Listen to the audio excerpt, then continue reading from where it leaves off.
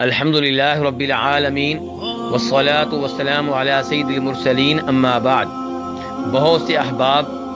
اس عجیب و غریب روایت کے متعلق سوال کرتے ہیں جس میں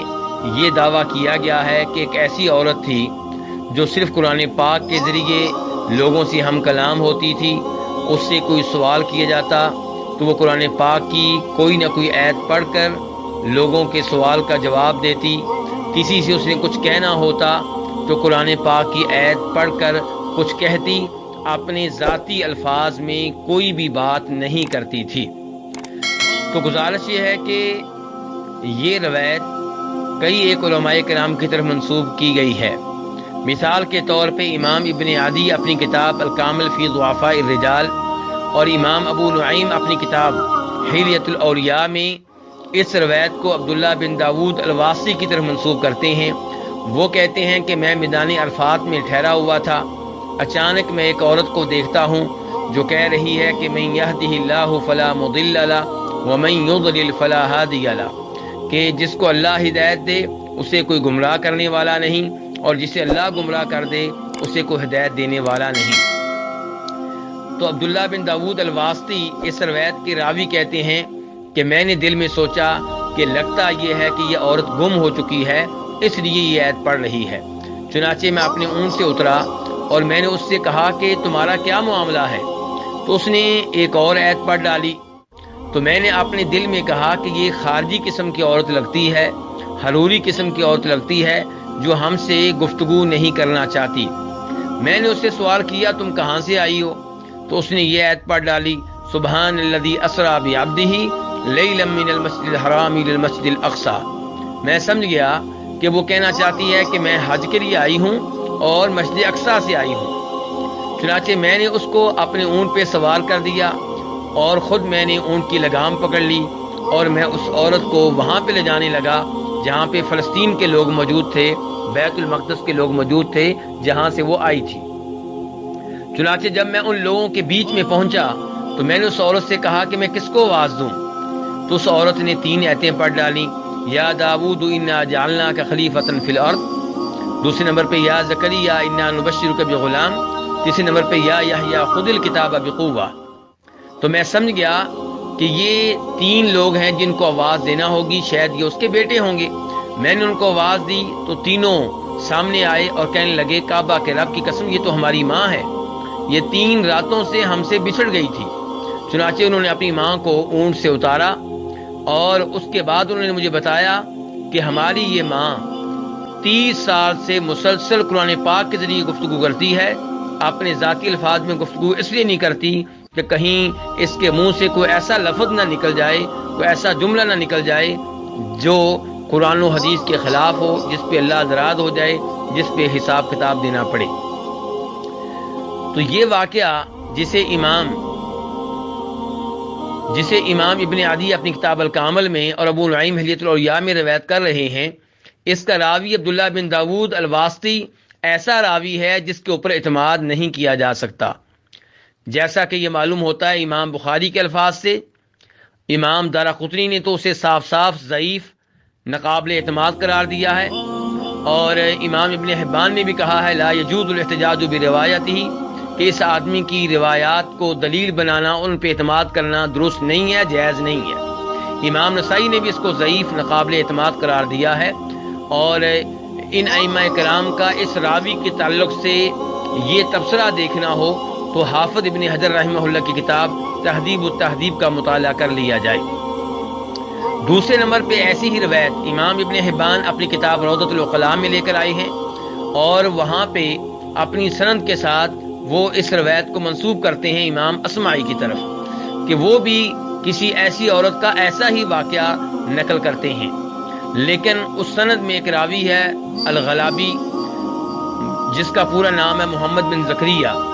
اور اس کے بارے میں امام دارقطنی فرماتے ہیں کہ یہ وہ آدمی ہے جو حدیثیں گڑا کرتا تھا، حدیثیں بنایا کرتا تھا، خود ہی کوئی حدیث بناتا اور اسے پھر نبی علیہ الصلوۃ والسلام کی طرف منسوب کر دیا کرتا تھا۔ اس راوی کے بارے میں علماء کرام کا تبصرہ دیکھنا ہو تو حافظ ابن حجر رحمہ اللہ کی کتاب لسان المیزان کا مطالعہ کیا جا سکتا ہے۔ اور پھر اسی سند میں ایک اور راوی ہے جس کا نام ہے ابراہیم بن عمر، اور یہ راوی نامعلوم ہے، اس کے احوال کا پتہ نہیں چل سکا، یہ معلوم نہیں ہو سکا کہ یہ آدمی قابل اعتبار تھا یا قابل اعتماد نہیں تھا۔ تیسرے نمبر پہ ایسی ہی روایت منسوب کی جاتی امام عبداللہ بن مبارک کی طرف، لیکن اس روایت کی سند نہیں مل سکی، اس کے بارے میں پتہ نہیں چل سکا کہ وہ روایت سند کے ساتھ کہاں پائی جاتی ہے۔ تو خلاصہ کلام یہ ہے کہ یہ واقعہ سند کے لحاظ سے ایسا نہیں ہے کہ اس کے اوپر اعتبار کیا جا سکے، اس کے اوپر اعتماد کیا جا سکے۔ ایسا عجیب و غریب واقعہ اگر کسی نے بیان کرنا ہے تو اس کو چاہیے کہ وہ ایسی سند تلاش کرے جس سند کے اوپر دل مطمئن ہو سکے، لیکن ایسی کوئی سند نہیں ملتی، اس لیے یہ واقعہ بیان کرنے سے گریز کرنا چاہیے۔ دوسرے نمبر پہ اب ہم آتے ہیں اس واقعہ کے متن کی طرف۔ تو متن میں یہ دعویٰ کیا گیا ہے کہ وہ عورت قرآن پاک کی آیتوں کے ذریعے، قرآن پاک کے الفاظ کے ذریعے اپنے ما فی الضمیر کا اظہار کیا کرتی تھی۔ مثال کے طور پہ جب اس سے پوچھا گیا کہ ہم بیت المقدس کے لوگوں کے پاس آپ کو لے آئے ہیں، اب آپ بتائیں کہ ہم ان مردوں میں سے کس کو واز دیں، تو وہ داؤد، زکریا اور یحییٰ کو واز دینے کے لیے 3 آیتیں پڑھتی ہے۔ یا داؤد انا جعلناک خلیفۃ فی الارض، اے داؤد ہم نے آپ کو زمین پہ خلیفہ بنایا ہے۔ اے زکریا ہم آپ کو ایک بچے کی خوشخبری دیتے ہیں۔ اے یحییٰ آپ کتاب کو مضبوطی سے پکڑ لیں۔ ہر عقل مند کو یہاں پہ غور کرنا چاہیے، قرآن پاک کی آیتوں کا یہ استعمال کیا اس کو جائز قرار دیا جا سکتا ہے؟ کیا اللہ رب العزت نے قرآن حکیم اس لیے نازل کیا ہے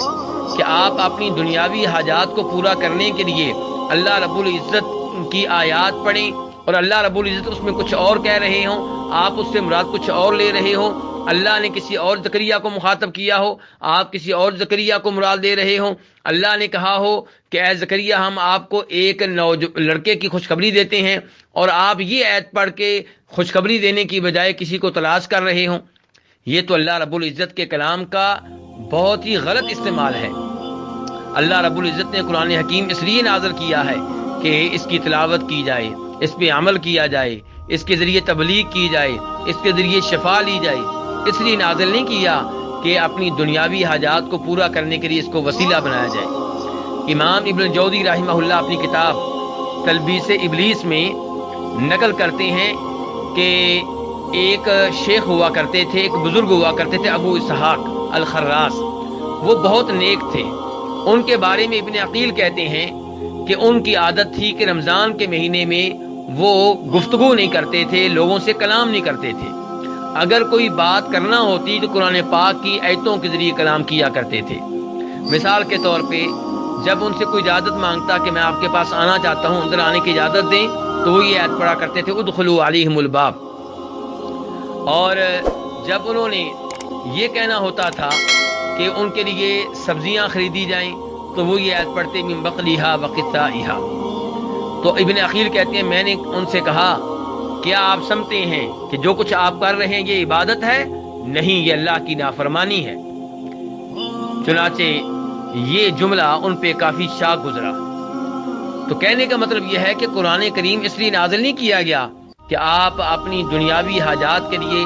اس کی آیتوں کا غلط استعمال کریں، آیت کسی اور معاملے میں نازل ہوئی ہے، آپ کسی اور معاملے میں پڑھ رہے ہیں۔ امام ابن قدامہ رحمہ اللہ بہت بڑے فقیہ، بہت بڑے محدث، وہ کہتے ہیں ولا يجوز ان يجعل القرآن بدلا من الکلام، یہ جائز نہیں ہے کہ قرآن کو گفتگو کا متبادل بنا لیا جائے، کیونکہ اگر آپ ایسا کریں گے تو آپ قرآن کا وہ استعمال کر رہے ہیں جس کام کے لیے قرآن پاک نازل نہیں ہوا، تو یہ ایسے ہی ہو جائے گا جیسے آپ قرآن پاک کو تکیے کے طور پہ، سرہانے کے طور پہ، گدے کے طور پہ استعمال کریں، اور ظاہر ہے کہ یہ کسی کے نزدیک بھی جائز نہیں ہے۔ تو اس لیے جو کچھ ان روایات میں بیان کیا گیا ہے، قرآن و حدیث سے اس کی اجازت نہیں ملتی، یہ قرآن کو کھیل تماشا بنانے کے مترادف ہے، اس لیے کہ یہ کوئی اچھی بات نہیں ہے جس کو لوگوں میں بیان کیا جاتا ہے اور جس کا دعویٰ کیا جاتا ہے اور جس کا سند کے لحاظ سے ثبوت بھی نہیں ملتا، یعنی کہ ایسی کوئی سند نہیں مل سکی جس پہ ہم اعتماد کر کے کہہ سکیں کہ کوئی ایسی عورت کبھی رہی ہے اور وہ اس انداز سے گفتگو کرتی رہی ہے۔ اور یہاں پہ آپ کی توجہ اس جانب بھی دلوانا چاہوں گا کہ اگر یہ خیر کا کام ہوتا تو نبی علیہ الصلوۃ والسلام کرتے، صحابہ کرام رضوان اللہ علیہم اجمعین یہ کام کرتے۔ ان کو قرآن سے بھی محبت تھی اور وہ اس عورت کے مقابلے میں کہیں زیادہ اللہ تعالیٰ سے ڈرنے والے تھے، اور وہ اس عورت کے مقابلے میں کہیں زیادہ احتیاط کرنے والے تھے۔ تو کیا ان کا دل نہیں چاہتا تھا کہ ہم اللہ کا کلام پڑھ کے لوگوں سے گفتگو کریں تاکہ ذاتی الفاظ کی بعض پرس سے بچ جائیں؟ کیونکہ ذاتی الفاظ استعمال کریں گے تو روزے قیامت حساب کتاب کا خطرہ ہے۔ اور اس کے بعد آخری بات یہ ہے کہ اس واقعے میں مبالغہ ہے۔ یہ ممکن نہیں ہے کہ کوئی عورت 30 سال 40 سال مسلسل صرف قرآن پاک کے ذریعے لوگوں سے کلام کرے، کیونکہ ان روایات میں آیا ہے، کسی روایت میں آیا کہ وہ 30 سال ایسا کرتی رہی اور کسی روایت میں آیا وہ 40 سال ایسا کرتی رہی۔ 30 سال 40 سال انسان نے بہت سے امور میں اپنے بیٹوں سے گفتگو کرنی ہوتی ہے، بیٹیوں سے گفتگو کرنی ہوتی ہے، خاوند سے گفتگو کرنی ہوتی ہے، رشتہ داروں سے گفتگو کرنی ہوتی ہے، محلہ داروں سے گفتگو کرنی ہوتی ہے۔ تو کیا ہر کلام کا متبادل قرآن پاک میں موجود ہے؟ یہ تو ممکن ہے کہ آپ ایک روایت گھڑ لیں اور اس میں چند ایتوں کا استعمال اس انداز سے کریں جیسا کہ ان روایات میں کیا گیا ہے، لیکن 30-40 سال کی زندگی اس انداز سے گزارنا یہ ممکن نہیں ہے، یہ مبالغہ ہے۔ اور علماء کرام کو چاہیے کہ ایسے مبالغہ پہ مبنی واقعات بیان کرنے سے گریز کریں۔ اللہ رب العزت ہمیں قرآن حکیم کے نزول کا مقصد سمجھنے کی توفیق عنایت فرمائے۔ وصلی اللہ تعالی علی نبیہ محمد وآلہ وصحبہ اجمعین۔